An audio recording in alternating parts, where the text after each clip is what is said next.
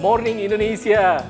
Hey, Morning Indonesia, apa kabar pemirsa? Kembali Anda berjumpa dalam acara Morning Indonesia bersama saya Aryatna Budianto di negara bagian Virginia. Dan saya Ian Umar dari apartemen saya di Washington DC. Apa kabar pemirsa pagi ini? Seperti biasa, saya siap-siap lagi pagi ini dan semuanya untuk pemirsa semua. Pengen tahu gimana sih saya siap-siap pagi kalau misalnya di weekend ataupun di tiap hari.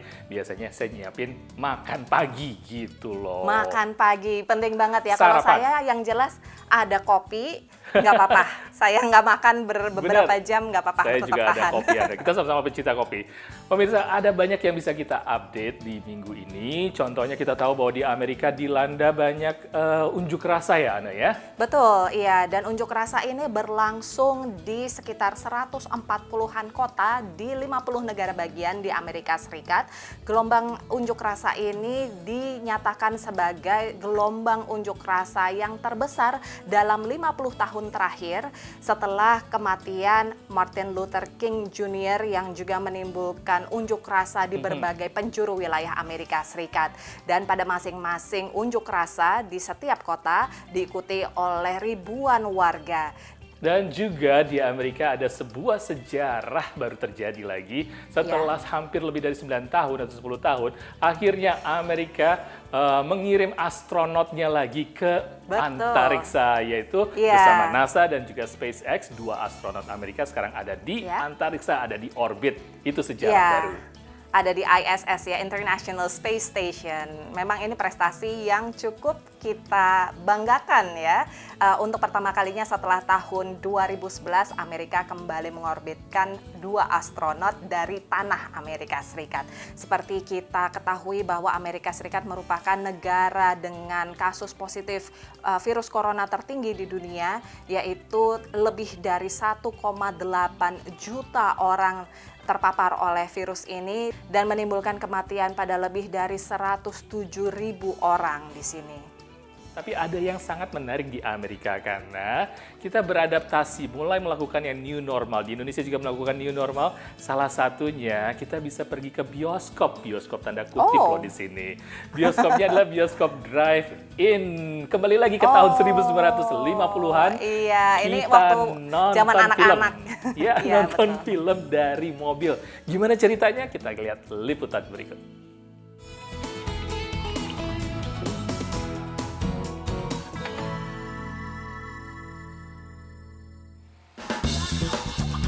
Di Salt Lake City, negara bagian Utah, metode menonton film bersama yang sudah jarang dilakukan beberapa tahun terakhir belakangan kembali menjadi pilihan.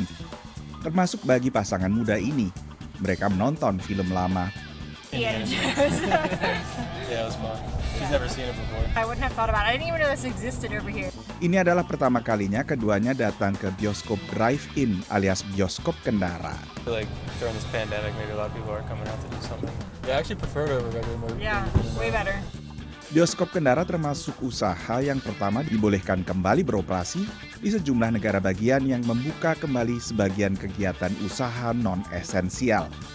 Tapi prinsip pembatasan sosial tetap diberlakukan. Masing-masing mobil harus jaga jarak 2 meter alias 2 area parkir. This is probably actually maybe my 4th or 5th time out of my house in 2 months. I don't know that I'm really interested in going to a movie theater with a bunch of people yet. I'm planning to come back at least next week to come and see another one. I didn't know. I was told like 3 years ago that you needed to be super early. Setiap 9 malam, bioskop kendara kini menghadirkan film baru maupun film lama. Di saat produsen film telah menangguhkan pemutaran perdana sejumlah film. Di Ocala, negara bagian Florida, bioskop kendara juga belakangan ramai didatangi warga. And the old cliche that the show must go on is not a cliche, it's a way of life to us. You know, we're helping people get out, you know, that's the thing. Everyone's cooped up, and so this is a chance for some people to get out. Warga pun punya hiburan alternatif selain nonton film lewat layanan streaming di rumah. Just to break the monotony of sitting at home, you know, just something to do. And my daughter has never been to a drive-in, neither has my wife, so it'll be something cool to do. It'll help out all the businesses, everything, you know. Maybe they'll get more business here on weekdays too.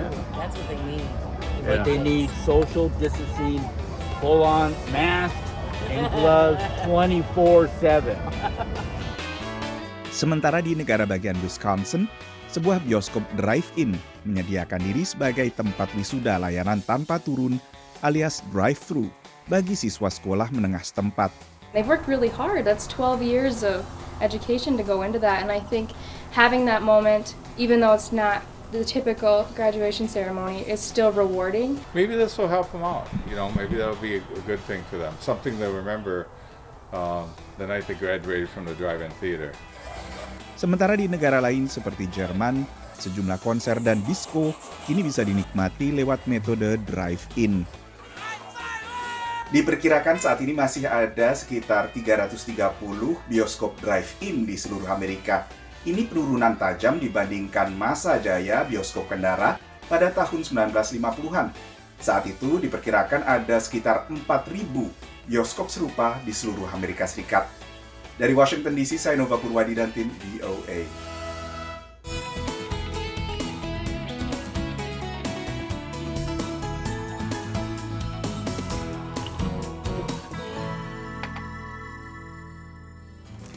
Nah, saya sudah meneguk lagi kopi, jadi udah agak semangat lagi. Kamu gimana, Ian? Sama-sama. Kabarnya sarapan? Ya, tadi misalnya kan kalau misalnya nonton bioskop perlu ada snack ya. Kalau saya udah nyiapin buat sarapan saya pagi ini. Bisa luar dilihat biasa. Di depan saya ini ada yang namanya buah-buahan, ada pisang, apel, mangga, dan juga saya tambahin ada yogurt, ada orange juice. Semua akan saya mix nanti jadi smoothie. Jadi kayak misalnya buat minuman saya buat di pagi hari. Seperti apa nanti? Kita akan kembali setelah yang satu ini.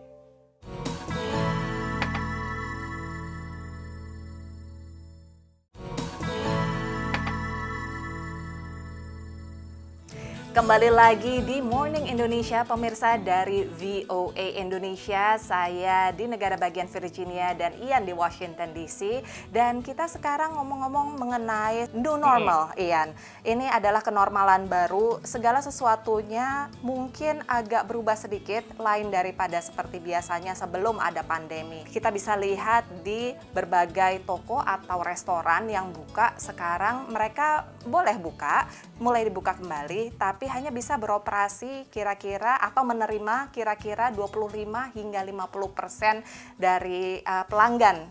Mereka lebih menggalakkan teknologi ya, penggunaan teknologi. Jadi untuk delivery atau untuk pesan ambil dan lain sebagainya.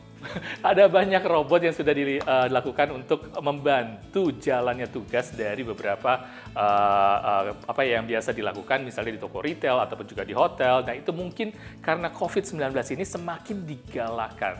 Tapi dampaknya mungkin kepada tenaga kerja yang mungkin akan berkurang ya mungkin ya. Seperti apa robot ini berfungsi? Kita lihat liputan berikut.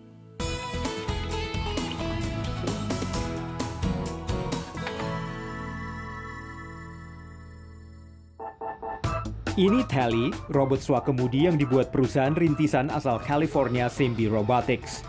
Perusahaan ini mendukung alasan peritel untuk memanfaatkan lebih banyak otomatisasi bertepatan dengan pandemi corona yang memaksa banyak toko tutup dan pekerja harus tinggal di rumah.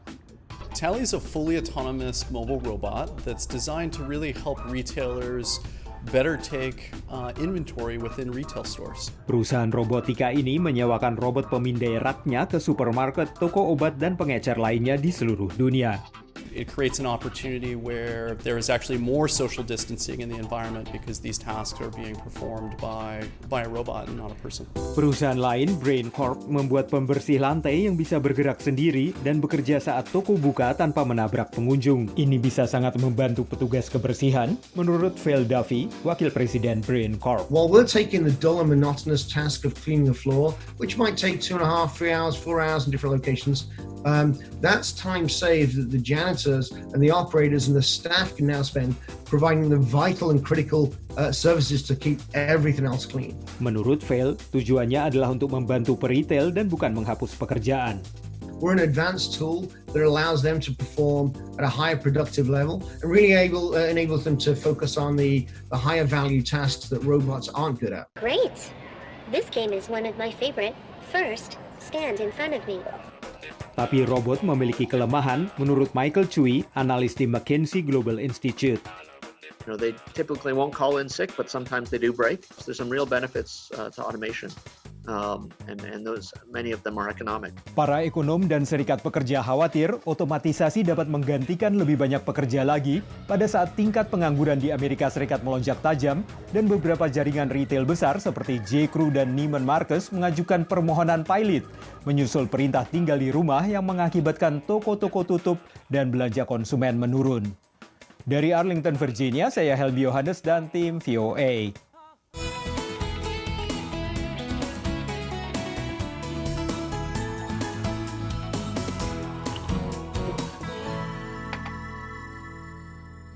Senang ada teknologi, tapi mungkin kita harus melihat alternatifnya supaya tidak mengurangi jumlah pekerjaan yang sudah ada sekarang. Iya, memang ada dampaknya, ya. Tapi saya pengen ngasih tahu pemirsa Morning Indonesia, sebenarnya situasi pandemi ini kalau dihadapi sama anak-anak kuliah di Amerika seperti apa sih? Pengen tahu seperti apa? Karena kita akan mengajak pemirsa ketemu dengan Argi, mahasiswa Indonesia, yang akan melihat kesehariannya di sini, kuliah dan juga menghadapi pandemi di Amerika.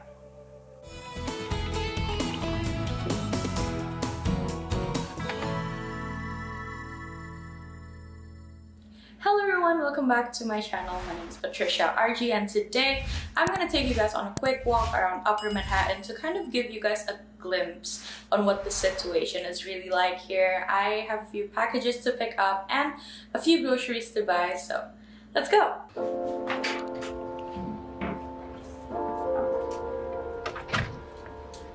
So as you can see, the streets are very empty. Usually in my neighborhood, there's like people like sitting on the steps like this, like once in a while. But there's barely anyone right now. It's really empty. That's crazy.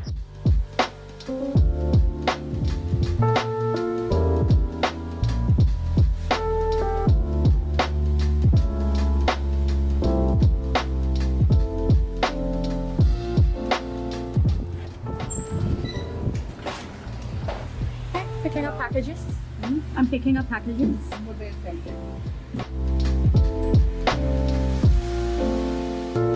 Banyak banget. How am I supposed to carry this home? Let me try to open it first, so I can just put it in my bag.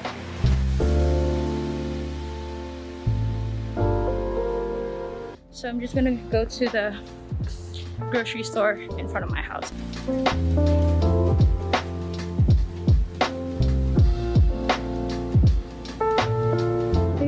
The milk I usually buy. Those of you Indonesians asking if in the US cari beras itu susah atau gampang, look. This is a lot of rice. And now I have more packages. Why is it open?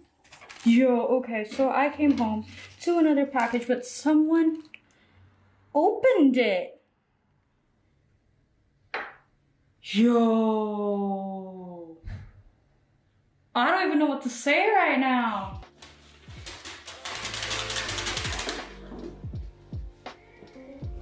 So after I sprayed everything outside, I just put everything in my room and I immediately took a shower, washed everything just to be safe. And now I'm about to wash some of the items again that I just purchased and just kind of clean them before I put them in the fridge or my cupboards.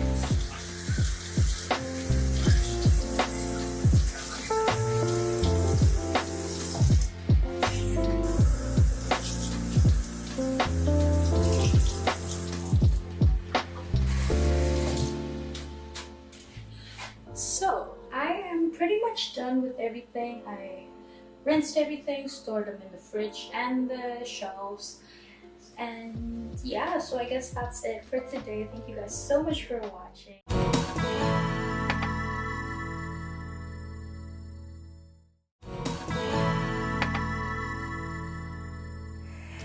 Pemirsa Morning Indonesia, kembali kami hadir dan kali ini kami sedang membicarakan tentang apa saja yang terjadi selama bulan Juni, mengingatkan saya kepada wisuda dan tentunya kepada situasi kuliah sekarang ini. Iya, banyak sekali ya mahasiswa-mahasiswa yang sekarang harus kuliah di rumah, termasuk mahasiswa Indonesia yang juga menghadapi pandemi ini. Mereka juga bikin gugus tugas khusus buat menghadapi pandemi ini.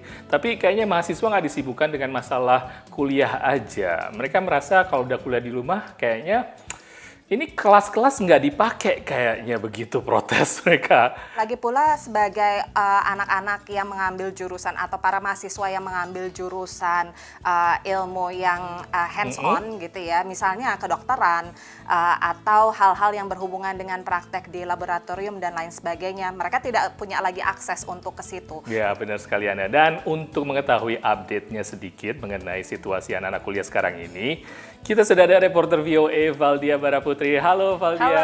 Halo. Saya masih kuliah. Masih kuliah ya? Ditanya soal masa paling update nih kayaknya. Tolong Ya. diupdate dong kita ini anak-anak kuliah di Amerika. Mereka sedang menghadapi isu apa lagi sih di sini? Jadi anak-anak kuliahan di Amerika itu meminta pengembalian at least ya setidaknya sebagian dari uang SPP mereka. Kuliah di Amerika kan mahal banget kan. Jadi karena pandemi, kelas-kelas yang tadinya tatap muka, kemudian fasilitas-fasilitas yang mereka bisa gunakan itu tidak bisa digunakan lagi dan kelas-kelas diganti menjadi kelas online. Nah, mereka menganggap tidak sama begitu kualitasnya. Jadi mereka menandatangani petisi, bahkan sampai mengajukan gugatan hukum untuk pengembalian uang SPP. Bisa tebak nggak kira-kira uang SPP di Amerika rata-rata Kalau berapa zaman nih kuliah per kita tahun? dulu agak beda mungkin ya Nda ya. Nggak semahal sekarang ya Nda ya. Kalau saya mungkin karena kuliah di universitas negeri lebih murah lagi ya. Jadi saya kurang bisa paham nih kira-kira berapa Valdia kalau di Amerika Serikat. Jadi kalau di Amerika itu tergantung ya apakah publik atau swasta, negeri atau swasta. Terus lama kuliahnya 2 tahun atau yang 4 tahun. Betul, gitu. ada junior college atau college biasa ya. Betul, apakah di dalam state masing-masing atau dia keluar dari negara bagiannya gitu. Rata-rata rentangnya itu dari 3.000-an per tahun, sampai $32.000 per tahun. Itu rata-rata. Iya, kalau yang Ivy League atau sekolah-sekolah yang ternama begitu bisa sampai 50.000 sampai 70.000-an dolar per tahun. Luar biasa. Dan sekarang mereka minta pengembalian ya begitu Valdia? Betul, setidaknya sebagian dikembalikan, misalnya 20% daripada SPP yang sudah mereka bayarkan.